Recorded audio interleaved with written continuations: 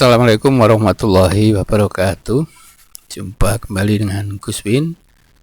Kali ini saya akan memberikan informasi tentang tahap-tahap dalam pendaftaran masuk ke sekolah jenjang SMK ya, khusus SMK. Jadi banyak yang belum mengetahui bahwa setelah tahun 2019 ya sampai sekarang itu kan pedoman penerimaannya berdasarkan zonasi ya. Jadi ada hal-hal yang harus diperhatikan. Pertama, jangan terlambat untuk mendaftar. Beda dengan sebelum 2019, itu pendaftaran bisa terakhir, kita bisa memantau peringkat serta paparan nilai yang diterima di sekolah tertentu. Tapi sekarang tidak seperti itu. Di tutorial saya sebelumnya sudah saya jelaskan bahwa kriteria peringkatan untuk diterima di sekolah tertentu ya, di sekolah yang dipilih itu pertama adalah zonasi ya, jarak terdekat tempat tinggal atau domisili dengan sekolah. Kemudian yang kedua, jika jaraknya masih sama, itu yang diperhitungkan adalah usia. Jadi yang usianya tertua, lebih tua, itu akan diprioritaskan. Dan yang terakhir adalah cepet-cepetan ya. Makanya contoh di sini saya mendaftarkan anak ini pada pukul 5.40 pagi ya. Ini di waktu sebenarnya dini hari bisa ya, misalnya jam 2 malam. Itu bisa saja. Tadi saya yakin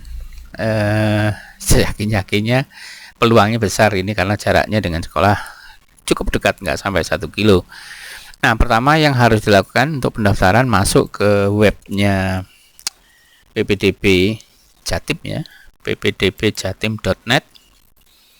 Nah, masuk ke halaman ini halaman utama, kemudian tentukan lokasi. Jadi semuanya ini kan sudah ada. Oh ya, ada hal yang penting untuk SMK pada jurusan tertentu harus mendownload ini verifikasi kesehatan. Jadi bisa dilihat di prosedur sini ya, di prosedur ini dijelaskan untuk SMK itu harus mengisi dokumen tadi ya, lampiran tadi, terutama untuk jurusan ini misalnya.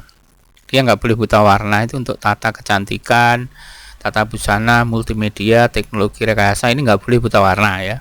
Kalau tata rias buta warna kan jadi ngeri ya. Mau ngambil bedak putih, salah yang diambil hitam. Bukannya cantik malah menakutkan nanti ya. Jadi nggak boleh buta warna. Kemudian farmasi ini juga nggak boleh buta warna ya. Seni ini juga banyak data yang diisi, diantaranya adalah tinggi badan, berat badan, dan seterusnya ya. Perhotelan misalnya, kalau perhotelan tinggi badannya pendek banget ya, di bawah 150. Wah, gimana jadi pegawai hotel tinggi badan, jadi kurcaci ya. Ini perlu diperhatikan khusus untuk SMK yang jurusan-jurusan tertentu. Pelajari ini, dan verifikasi kesehatan bisa unduh di sini ya, bisa lihat di sini dan unduh. Bentuknya nanti seperti ini dokumennya. Nah, seperti ini. Jadi harus menulis nama calon peserta didik yang pernah ini, saya nama, tempat tinggal, nama kalian, nomor HP dan seterusnya. Kemudian nama orang tua, HP, sampai dengan di sini menyiapkan materai senilai 10.000 ya, tanda tangan orang tua. Ini filenya nanti akan difoto atau di-scan, kirim lagi ke format pendaftaran online ya. Agak ribet untuk jurusan-jurusan tertentu. Baik, saya akan lanjut untuk akses. Ini pertama, setelah membuka halaman seperti ini, kita akan menentukan lokasi kita berada di mana ya. Nah, saya akan ambil, jadi masuk di sini ya, PPDB, dan klik di sini, silakan pilih kota atau kabupaten Surabaya. Maka halaman utamanya akan berubah, pilihan kotanya pindah ke sisi sini. Jadi ini bisa diubah kalau mau mendaftarkan saudara, teman, tetangga, sak Jawa Timur, ini bisa dibantu ya. Kemudian kalau sudah masuk sini, kita langsung masuk ke menu pendaftaran. Ambil yang jalur zonasi. Ini sekarang yang dibuka sampai besok adalah SMK. Nah, di sini tinggal memasukkan NISN, kemudian PIN yang sudah didapat ya. Kalau sudah masuk, tinggal klik di sini, kemudian login. Begitu sudah login, maka nanti akan muncul tahap-tahapan ini dari awal sampai akhir. Jadi pertama nanti ada halaman untuk memilih pilihan satu yang masih ada di zonasi. Pilihan kedua barangkali dipilih, ini boleh dipilih boleh tidak ya. Yang pasti pilihan maksimumnya adalah 3 ya. Pilihan satu di zonasi, pilihan 2 masih di zonasi. Di zonasi itu sekolahnya boleh satu sekolah, boleh beda ya. Kemudian pilihan yang ketiga boleh di luar zonasi. Yang penting ada peluang di sana. Dan kalau sudah yakin dengan pilihan itu langsung disimpan permanen dan nanti diunduh hasil bukti pendaftarannya, disimpan nanti dipakai untuk daftar ulang. Jadi ketentuan pemilihan ini sudah bisa dilihat dari beberapa hari yang lalu melalui di sini di Juknis ini, baca di prosedur ya. Ada ini tahap-tahapan seperti ini. Nah, sekarang kalau sudah mendaftar, kita bisa memantau pemeringkatan. Berada di peringkat mana kita daftar tadi ya. Misalnya di sini atau sebelum kita memilih mana yang akan dijadikan rujukan sekolah mana, bisa lihat pagu dulu ya. Pagu itu artinya kuota ya, kuota di sekolah itu. Ini SMK. Si anak yang minta tolong untuk pendaftaran itu tadi, dia pilihnya adalah SMK 4 ya, SMK 4 jurusan akuntansi. Nah, ini di sini disampaikan SMK 4 itu yang daya tampung itu 108 ya. Di sini kalau kita lihat judulnya pagu awalnya 108 ya. Kemudian yang diambil dari zonasi hanya 10 anak, hanya 10 anak. Pagu zonasinya 10.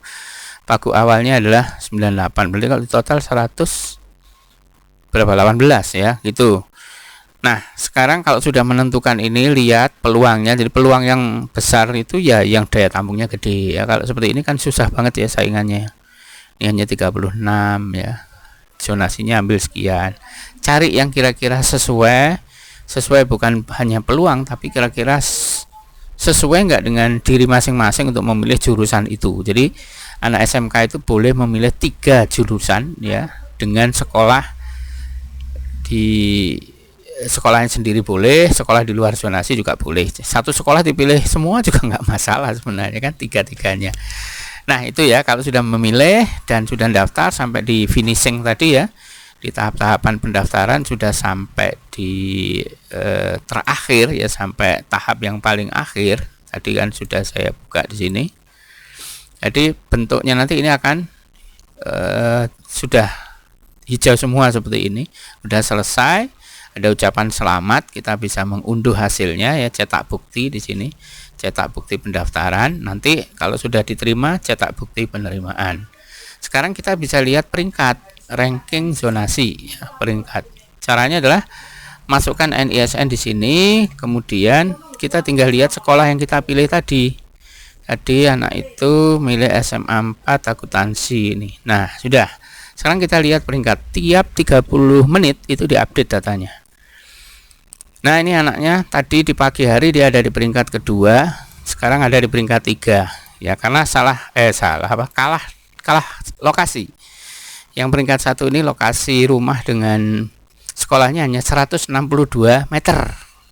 Dekat banget nih ya, di jalan kaki aja. Yang ini yang tadi saya bantu daftar di peringkat 3 itu jarak rumah dengan sekolah itu 343 meter, jadi nggak terlalu jauh. Dan sampai sekarang sejak dibuka, jadi sekarang udah 820, itu yang mendaftar di jurusan akuntansi dan keuangan SMK Negeri 4 ini baru 10 orang.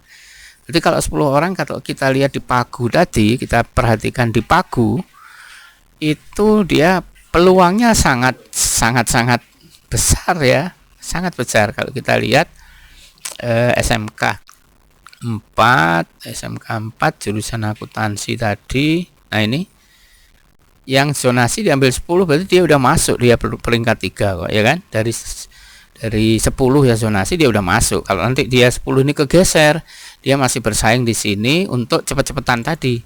Karena kan pertimbangannya pertama adalah zonasi, jarak sekolah dengan domisili.